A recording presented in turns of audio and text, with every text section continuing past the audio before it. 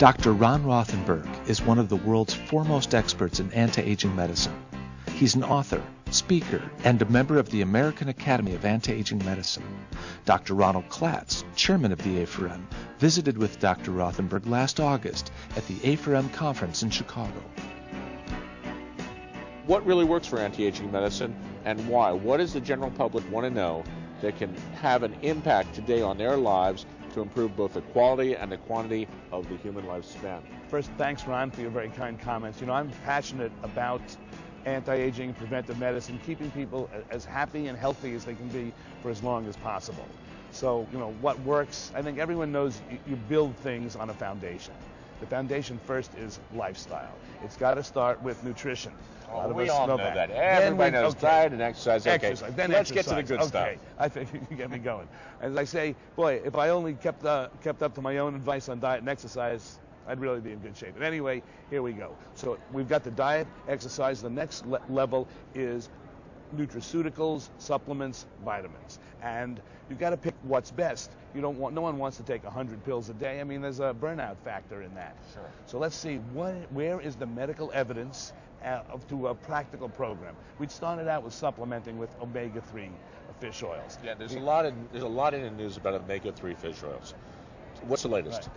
The latest is this is a major anti-inflammatory across the whole body. Inflammation is the centerpiece of disease and anti-inflammation of health. So from head to toe, from working as well as prescription antidepressants to delaying or reversing Alzheimer's to keeping people feeling happy and grounded. And how does omega-3 fish oils help with Alzheimer's? Okay, well, Alzheimer's is an inflammatory process called fire in the brain.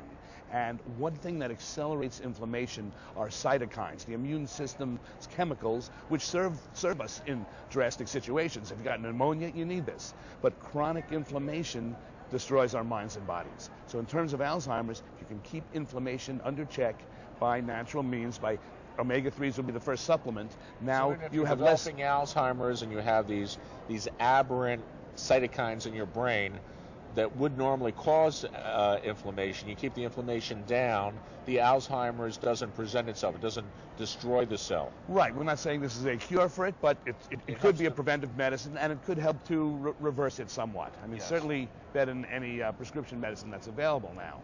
So we've got also what's good for the brain is good for the heart. So inflammation is what causes atherosclerosis, causes the arteries to become narrowed, and eventually in a heart attack.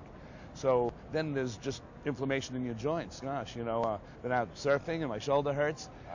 Again, this is an ideal natural way to be anti-inflammatory. You need a fair amount of omega-3 fish oil. The ideal dose is probably close to what the Inuit get. Okay, and how much do they get? That is 8 grams of EPA plus DHA a day. It's a lot. If you can't do that, maybe 4 is good. Hey, in the Gissi Prevenzione study in Italy, Italian men with heart attacks on the Mediterranean diet, right, red wine, the whole bit, but 1 gram a day of EPA and DHA cut the death rate in half in the first year. Really? So this, again, there's no drug after a heart attack like that. Work. Even and 1 gram. That's like 2 capsules. 2 capsules or 4, depending on, right, you know, so on what's in it. So to evaluate your capsules, add up the milligrams or grams of EPA plus DHA. Okay, fish oil, I got it. So, what else do I fish take? oil. Okay, now you can't open a magazine or newspaper now without seeing resveratrol. Right. That's how you got to pronounce it right, like a troll under the bridge. Resveratrol. This troll. is troll. Oops, I've been saying it wrong. That's right. I want you to say it right. Thank you. So this is a polyphenol in red wine that causes supposedly the French paradox. We know the French, you know, the sauce bernaise and smoking gauloise, but yet have half the cardiovascular disease of Americans. Just not fair, right? Well, again, this polyphenol may be part of it. The amazing thing about resveratrol is what it does. It's not a simple antioxidant or a vitamin. It turns on a set of genes that promote survival, called sirtuins, named after SIR1 and SIR2. The way it goes is the plant is under stress. There's fungus on the grape. So the plant makes this chemical to go into kind of suspended animation. Don't die.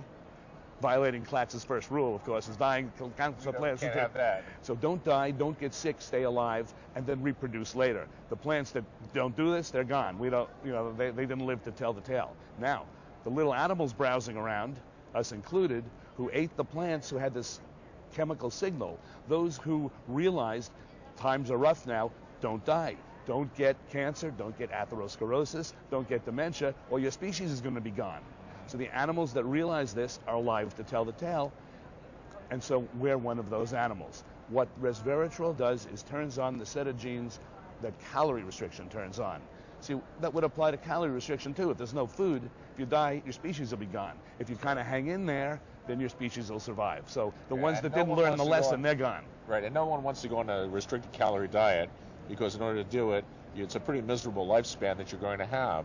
But with resveratrol, you're synthetically turning on those genes that are turned on by caloric restriction. Is that correct? Yes, so it really might be a free lunch. So we say, we all know in any species, you cut the calories in half, and a third, they live longer. So if we ate 800 calories a day, we'd live for 200 hungry, miserable years. I guess there's clubs of people who approach this, and I apologize if I'm... Okay, well, those are really two important things. We have time for one more. One more. On your top 3 list, what is it? I think now is the time for people to bank their own adult stem cells for immediate use, future use. The technology's here now. We're doing this with our patients.